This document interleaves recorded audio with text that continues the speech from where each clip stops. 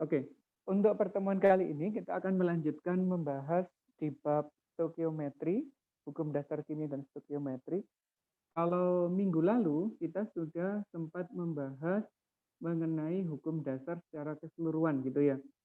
Mulai dari hukum kekekalan massa, hukum perbandingan tetap, hukum perbandingan berganda, kemudian hukum perbandingan volume, juga hipotesis Avogadro. Anak-anak juga sudah sempat untuk berlatih soal, baik yang kita bahas di meeting maupun yang anak-anak kerjakan di Google Classroom.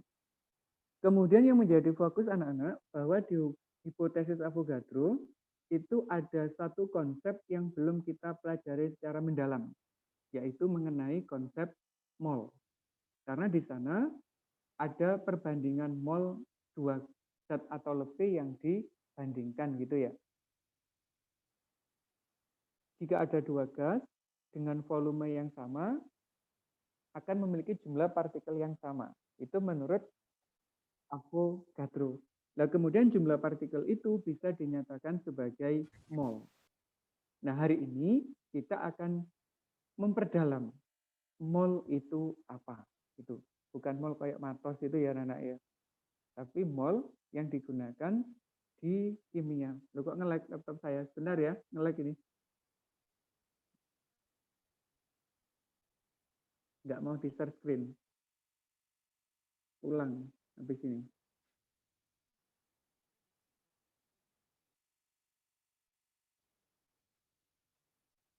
Diajak share screen nge-lag teman. Nah, ini sudah mau ya. Sambil nunggu tampil.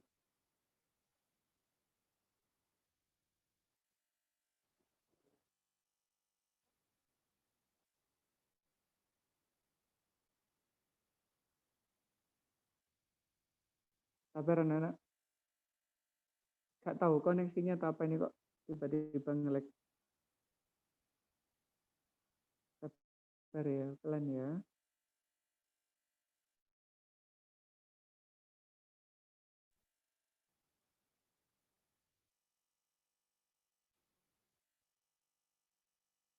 Sabar sebentar. Nah, ini dia. Sudah bisa tampil di layarnya anak-anak? Sudah.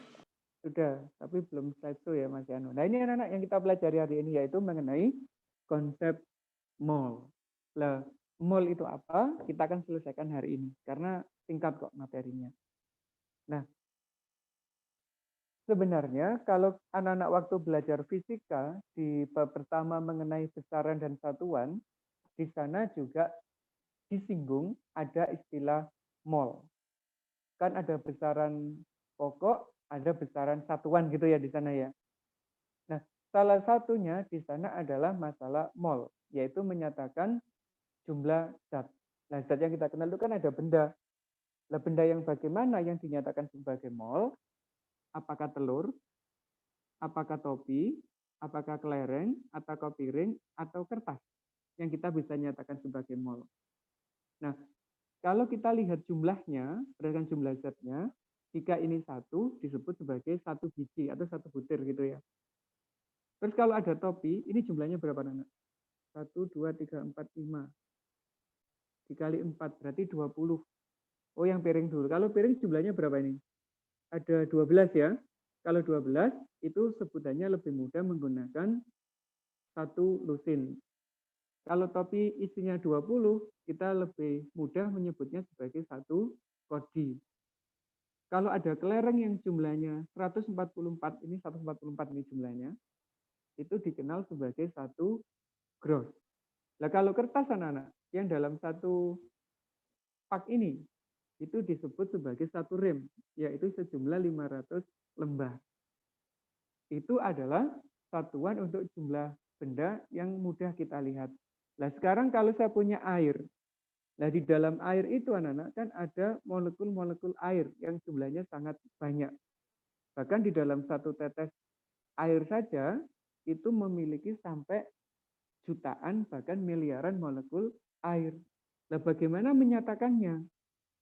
Maksudnya disebut 1 miliar molekul air, kan perhitungannya jadi angka-angka yang sangat besar. Agar itu tidak terjadi, orang-orang yang bergerak di bidang kimia sepakat menggunakan satu satuan khusus di bidang kimia yang dikenal sebagai mol. Jadi jumlah satuan untuk benda di kimia itu dikenal sebagai mol. Nah, 1 mol itu jumlah partikelnya seberapa banyak? Apakah 1000 lembar, apakah 140 biji dan sebagainya? Ternyata ada ketentuannya. Ini dia anak-anak yang disebut sebagai 1 mol itu. Mocone ya apa itu? Nolnya ada berapa? Ini 3, 3, 3, 3, 3, 3. Sampai pangkatnya 20 berapa ini? 24 digit angka ya. Nah, nyebutnya bagaimana? Ini adalah kesepakatan pertama yang disebut sebagai 1 mol. Jika ada partikel atau benda yang jumlahnya sebanyak ini, itu baru disebut sebagai 1 mol. Anak-anak punya telur jumlahnya sebanyak ini, baru disebut sebagai 1 mol telur. Kalau anak-anak punya topi jumlahnya sebanyak ini, baru disebut sebagai 1 mol topi. Kalau ada molekul air yang jumlahnya sebanyak ini, baru disebut sebagai 1 mol air. Begitu juga dengan emas. Kalau anak-anak punya emas yang jumlah partikel emas sebanyak ini, juga disebut sebagai 1 mol. Nah, siapa orang yang menyampaikan teori ini pertama kali? Yaitu Avogadro. Dan angka ini kemudian disebut sebagai bilangan Avogadro atau Avogadro number. Bisa juga disebut sebagai konstanta Avogadro. Berapa besarnya? Yaitu 6,02 kali 10 pangkat 23 partikel. Itu baru disebut sebagai 1 mol. Paham anak-anak ya? Maksudnya ya. Jadi kalau ada 1 mol, itu jumlah partikelnya sebanyak ini. Mengapa kok harus jumlah partikel yang banyak? Karena zat-zat yang dipelajari di kimia itu sifatnya sangat kecil. Ada yang ukurannya mikro, ada yang nano, dan sebagainya. Makanya digunakan jumlah yang kecil ini. Nah, penerapannya bagaimana? Ini penerapannya. Berapa gram 1 mol itu untuk logam? Berapa liter 1 mol gas itu? Ternyata Avogadro ngomong seperti ini. Jika ada 65,4 gram seng, itu ternyata nilainya adalah sama dengan 1 mol. Artinya, di dalam 65,4 gram seng itu terdapat partikel sebanyak ini. Kalau karbon, 12 gram. Kalau ada 12 gram karbon, itu disebut 1 mol karena ada partikel sebanyak ini. Begitu juga untuk tembaga, belerang, silikon, timbal, hingga timah. Yang disebut sebagai 1 mol itu adalah sebanyak partikel ini ternyata masanya berbeda-beda. Lah, mengapa berbeda-beda? Kita jelaskan habis ini, gitu ya. Ini yang berwujud padat. Bagaimana yang berwujud gas? Ternyata jika ada oksigen, beratnya adalah 32 gram, itu disebut sebagai 1 mol. Ada hidrogen, beratnya 2 gram, juga disebut sebagai 1 mol. Ada nitrogen, beratnya, ini 28 harusnya, 28 gram, itu juga disebut sebagai 1 mol. Ternyata volumenya sama. Oksigen volumenya 22,4 liter, ini sama, ini sama. 1 mol, volumenya sama. Inilah yang disebut sebagai hipotesis Avogadro kemarin. Lah, mengapa bisa ketemu 32 gram? Mengapa ketemu 22,4 gram ini? Ada konversi yang dijelaskan oleh konsep mol. Bagaimana penjelasannya? Ini anak-anak, ada diagram itu. Jadi kita akan mempelajari hubungan mol. Mol itu di tengah, yaitu satuan jumlah zat, bisa berhubungan dengan volume gas, ini volume gas, bisa berhubungan dengan jumlah partikel yang menggunakan bilangan Avogadro tadi, bisa juga berhubungan dengan massa zat, bisa juga berhubungan dengan molaritas pada larutan. Ini bisa diubah semua ya. mol bisa diubah ke sana, diubah ke sana, ke sana, ke sana. Atau volume juga bisa diubah ke mol, ini bisa diubah ke mol, ini juga sama, semuanya berlaku sama. Makanya panahnya ada keluar masuk. Ini ke sana, ini ke sini. Kita sekarang bahas satu persatu. Tadi ada volume, ada massa. Hubungan antara mol dan volume anak-anak, ternyata kita gunakan yang disebut sebagai volume molar. Volume molar itu apa? Ini. Yang nilainya 22,4 liter itu. Artinya apa sih? Semua gas, jika volumenya 22,4 liter, itu dianggap sebagai 1 mol. Itu yang disebut sebagai volume molar. Gas apapun, kalau volumenya 22,4 dalam kondisi standar, itu disebut sebagai 1 mol. Ini sebagai konversinya nanti.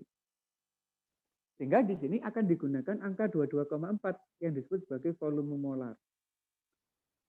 Untuk mengubah mol menjadi volume gas, kondisinya STP. STP itu dari kata standar, temperature, and pressure. Suhu dan tekanan standar. Apa maksudnya? Yaitu suhunya diukur dalam kondisi 0 derajat Celcius dan tekanannya 1 atmosfer.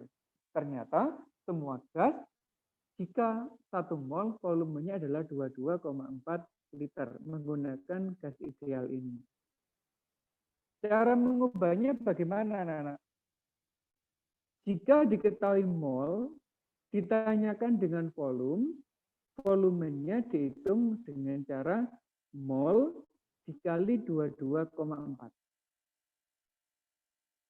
Ingat-ingat ya, kali 22,4. Kalau sebaliknya bagaimana? Kalau sebaliknya ya dibagi aja. Kalau dari volume dijadikan mol, berarti volumenya dibagi dengan 22,4 karena berkebalikan. Yang keluar dikali, yang ke dalam dibagi. Mol bisa diubah menjadi massa, atau massa juga bisa diubah menjadi mol. Misalnya diketahui mol, berapa massanya, simbolnya G, bisa G besar, bisa G kecil, bisa M. Yang bagus itu pakai M biasanya ya. Ini diubah ke sini, mol dikali dengan AR atau MR. Habis ini kita cari massanya, kita tinggal mengkali dengan AR atau MR. Dan sebaliknya, kalau mengubah massa menjadi mol adalah massa dibagi dengan AR atau MR.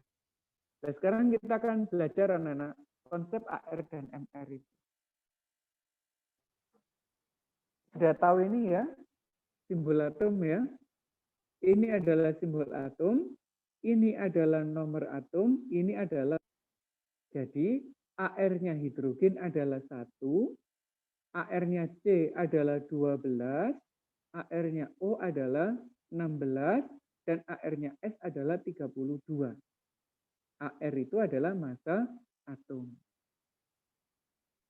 Misalkan berapa massa belerang, berarti tinggal mol dikali AR-nya S berapa? 32, ketemu massa. Gitu. Kalau MR itu bagaimana? Kalau MR itu berlakunya untuk senyawa. Misalnya kita ketemu H2O. Berapa MR-nya H2O? Ya kita tinggal menghitung massa atom penyusun H2O itu. Hidrogennya kan 2 kan ya? Berarti 2 kali massanya hidrogen ditambah dengan oksigennya. Ada 1, berarti 1 dikali massanya oksigen. 2 kali 1, karena massa hidrogen itu 1. 1 kali 16, karena massanya oksigen itu 16. Sehingga ketemunya adalah 18. Itu MR-nya H2O. Contoh lagi ini, MR-nya CH4, metana. AR-nya C berapa? 12. Berarti 1 dikali massa airnya C ditambah dengan 4 kali masanya hidrogen. 1 kali 12 ditambah 4 kali 1, ketemunya 16. Satu lagi contoh, ada SO2, belerang dioksida. S-nya ada 1, berarti 1 ARS ditambah dengan 2 kali AR-nya O. 1 kali 32 ditambah 2 kali 16, ketemunya adalah 64. Itu untuk menghitung AR. Nah, satuannya apa? Satuannya adalah satuan massa atom yang disingkat dengan SMA atau Atomic Mass Unit, AMU. Begitu. Jadi, anak-anak kalau ingin mengubah mol menjadi massa atau massa menjadi mol, harus tahu MR-nya. Cara menghitungnya seperti ini. Ada pertanyaan terkait dengan ini dulu, anak-anak? Silakan kalau ada pertanyaan.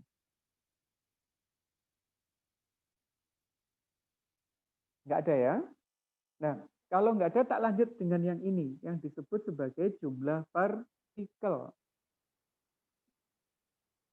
Ternyata, mol punya hubungan dengan jumlah partikel. Karena tadi konsep dasar dari mol itu ya dari jumlah partikel ini.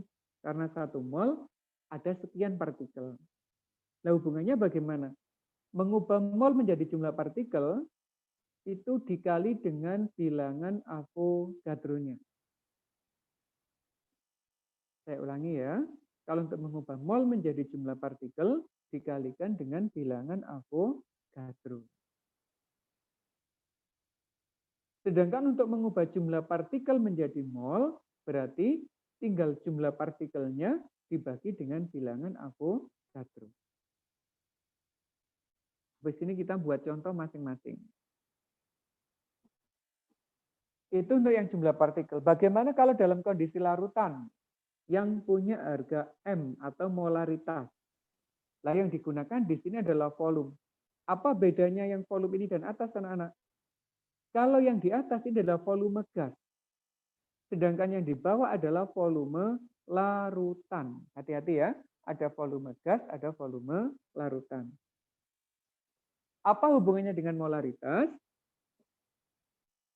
Mol ke molaritas adalah dibagi dengan volume larutan. Jadi untuk mengubah mol menjadi molaritas, molnya dibagi dengan volume larutan. Nah sebaliknya, kalau molaritas mau dijadikan mol, berarti molaritasnya dikali dengan volume larutan. Ini hal-hal yang berhubungan dengan konversi satuan antara mol dengan yang lainnya di bidang kimia anak-anak. Kalau kita lihat, keluar dikali dengan 22,4, keluar dikali dengan 6,02, keluar dikali dengan AR atau MR. Tapi yang ini berbeda. Kalau keluar malah dibagi dengan volume larutan. Ada pertanyaan dulu terkait dengan jembatan keledai ini? Silakan. Ini sebutannya jembatan keledai untuk mol. Nggak ada? Kalau tidak ada, kita ngambil contoh masing-masing ya. Ini kita ambil contoh-contoh semuanya. Ada 4 contoh setidaknya nanti.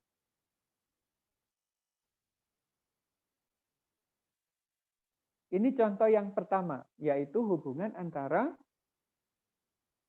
massa dengan mol. Massa itu ada di sini, mol ada di sini. Berarti hubungannya yang ini. Contohnya langsung ada 2. Yang pertama mengubah mol menjadi massa, yang kedua mengubah massa menjadi mol. Kita ngambil contoh yang pertama ya. Hitunglah massa 2 mol gas metana. MR-nya 16. Cara hitungnya kayak tadi ya. Berarti untuk mendapatkan massa itu di luar, berarti tinggal mol dikali MR. Mol dikali MR. Molnya 2, MR-nya 16. MR itu satuannya boleh SMA, boleh gram per mol.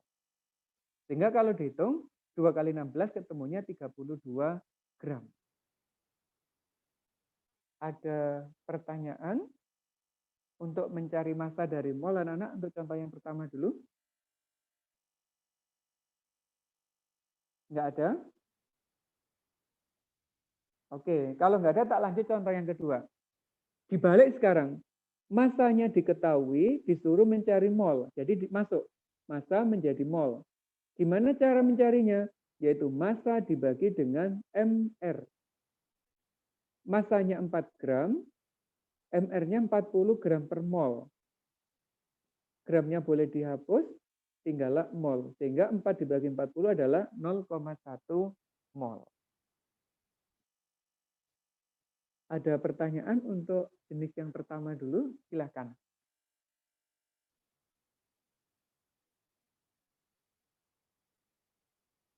Ini di modul sudah ada kok, anak. Tinggal lihat aja ya. Di halaman berapa itu adanya. Contoh yang kedua, yaitu mengubah volume gas menjadi mol. Nah, volume gas itu yang di atas, mol itu yang di tengah. Jadi hubungan yang ini. Contoh yang pertama adalah menghitung volume dari mol. Hitunglah 2 mol gas metana pada saat STP. STP itu sama dengan ini, 0 derajat 1 atm. Berarti volumenya tinggal mol dikali dengan volume molar. Volume molar itu yang 22,4 tadi anak-anak ya. Sehingga tinggal 2 mol dikali 22,4 liter per mol. Ketemunya adalah 44,8 liter. Mudah sekali konversinya. Contoh yang B dibalik. Ada volume ditanyakan molnya. Berarti volume dibagi dengan volume molar. Ini 11,2 liter. Volume molarnya 22,4. Sehingga ketemunya adalah setengah mol.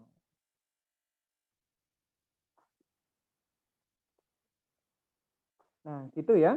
Jadi untuk konversi volume caranya sama dengan konversi massa. Kalau massa pakai AR atau MR, kalau volume pakai 22,4 yang disebut sebagai volume molar. Ada pertanyaan untuk contoh yang kedua ini anak-anak? Silakan.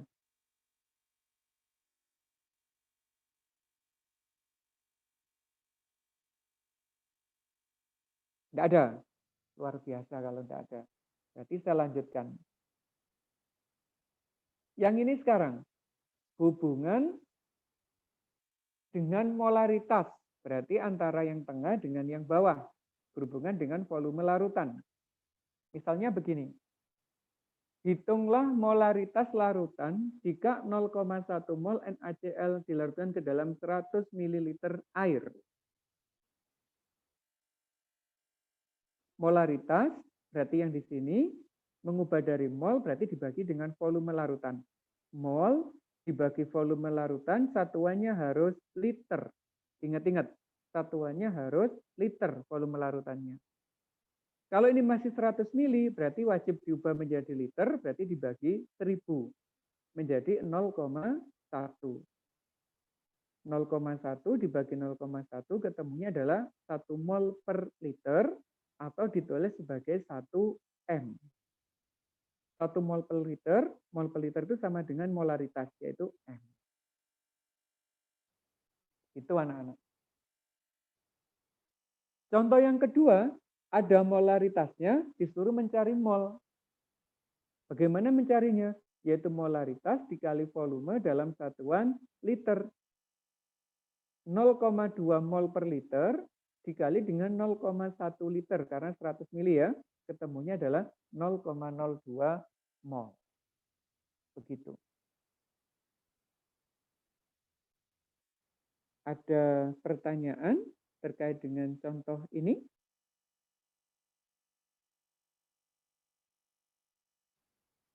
Belum, alhamdulillah luar biasa. Lanjut, yang berhubungan dengan jumlah partikel, berarti mengubah mol menjadi jumlah partikel atau sebaliknya, berhubungan dengan bilangan Avogadro. Kita ngambil contoh ini.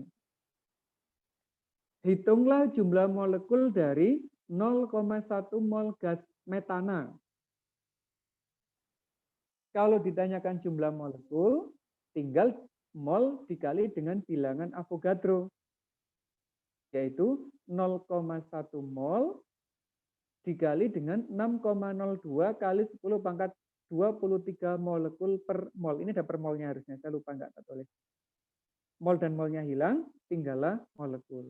tinggal dikali aja 0,1 dikali ini. Itu menjadi 6,02 kali 10 pangkat 22 molekul. Gampang anak-anak ya mengubahnya. Atau sebaliknya, sudah ada jumlah partikel, kita disuruh mencari molnya. Ya tinggal jumlah partikel ini dibagi dengan bilangan Avogadro. 3,01 10 pangkat 22 dari sini ya, dibagi dengan 6,02 kali 10 pangkat 23. Ketemunya 0,05 mol. Begitu.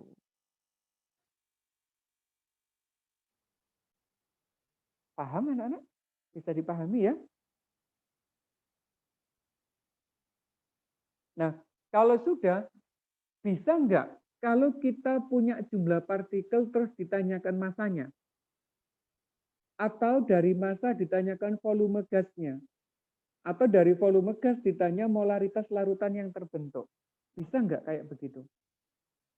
Maksudnya sudah lintas konsep. Tidak hanya hubungan mol dengan ini saja. Boleh enggak kayak begitu?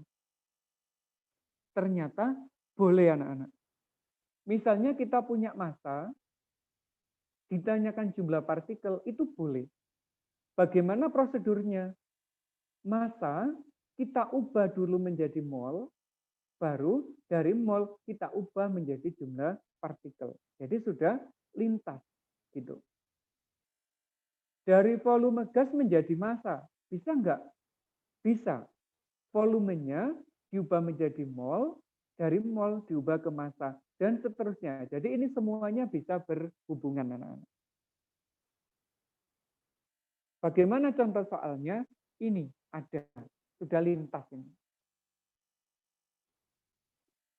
Soalnya sederhana ya. Hitunglah volume gas oksigen yang diukur pada 0 derajat Celcius dan tekanan 1 atmosfer jika memiliki massa 3,2 gram. Artinya, dari massa disuruh menghitung volume. Massa tadi ada di sini, volume ada di sini anak-anak. Berarti bergeraknya massa diubah menjadi mol, dari mol diubah menjadi volume. Langkah pertama kita cari mol oksigennya dulu. Dengan cara membagi massa dengan MR-nya. Massanya ini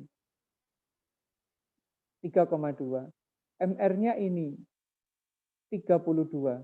Berarti 3,2 dibagi 32 ketemunya 0,1 mol. Gitu ya. Molnya dapat sekarang. Setelah molnya dapat, kita tinggal mencari volume gas oksigen, yaitu dari mol dikali volume molar. Molnya 0,1, volume molarnya adalah 22,4 liter per mol. Kalau dikalikan, ketemunya adalah 2,24 liter. Artinya, jika ada oksigen sebanyak 3,2 gram, itu volumenya adalah 2,24 liter. Ada pertanyaan?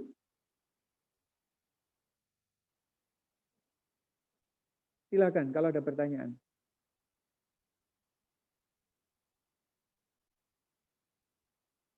Nggak ada? Baik, kalau nggak ada, berarti ini sudah selesai, tinggal kita membuat contoh lain yang saya buat secara tertulis gitu ya. Bentar, saya siapkan dulu.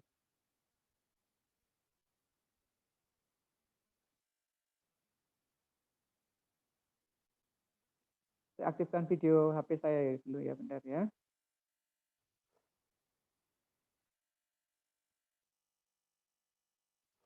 Nah, sekarang kita ngambil contoh lain, anak-anak. Misalnya begini.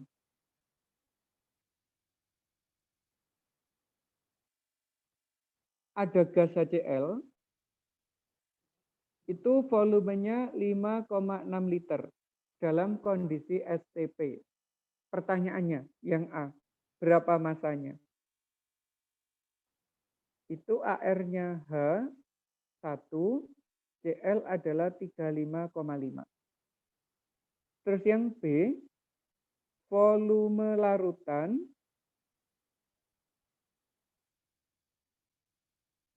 (100 mili). Berapa molaritasnya? Itu yang B. Terus yang C, berapa jumlah partikelnya? Ini adalah contoh pengembangan soalnya. Ini ya, ada gas HCl, volumenya 5,6 liter. Kalau ditanyakan massa, berarti dari volume gas ini kita ubah menjadi mol dulu, anak-anak. Prinsipnya, data yang diketahui kita ubah menjadi mol dulu. Caranya gini. Mol HCl adalah volume dibagi dengan volume molar. Volumenya ini, volume molar tadi adalah 22,4 liter per mol. Liternya hilang, tinggal mol. Berapa mol itu kalau dihitung? 5,6 dibagi 22,4. Seper 4 mol. Kalau mol HCl dapat, kita bisa menghitung yang A, yaitu massanya HCl. MR-nya kita hitung dulu. ARH itu 1, Cl itu adalah 35,5. Berarti ketemunya 36,5. Sehingga masanya tinggal dicari. Mol dikali MR-nya. Molnya adalah 1/4 mol, MR-nya 36,5 gram per mol. Ininya hilang, berarti tinggal 36,5 per 4 gram. Nah, gitu anak-anak cara ngitungnya. Gampang ya? Yang B sekarang. Berapa molaritasnya jika volumenya adalah 100 mili? Berarti kita hitung molaritas. Rumusnya tadi apa? Mol per volume dalam satuan liter. Molnya adalah 1/4, volumenya adalah 0,1 karena 100 mili. Tadi gitu ya, ini 100 mili. Sehingga kalau dihitung, 1/4 dibagi 0,1. Berarti sama dengan 10/4. Ini ya. M. Betul anak-anak ya? Salah ya, salah hitung saya. Seper 0,4 ya. Betul.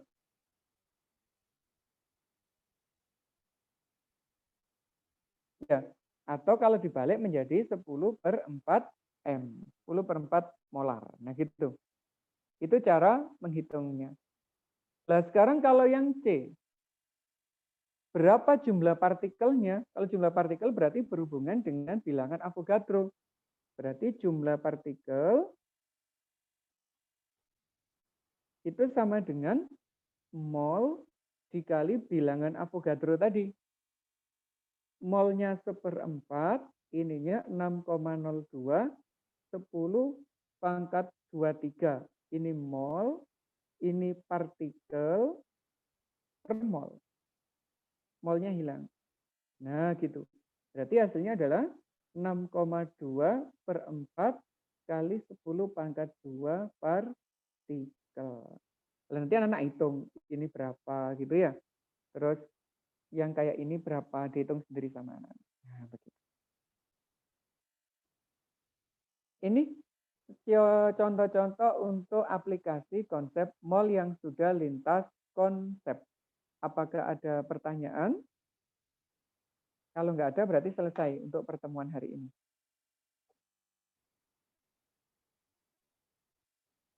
Yang masih bingung langsung tanya anak-anak. Biar nanti kalau ngarap tugas hasilnya bisa maksimal. Silakan.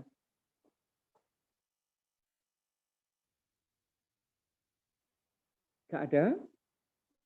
Luar biasa kalau nggak ada.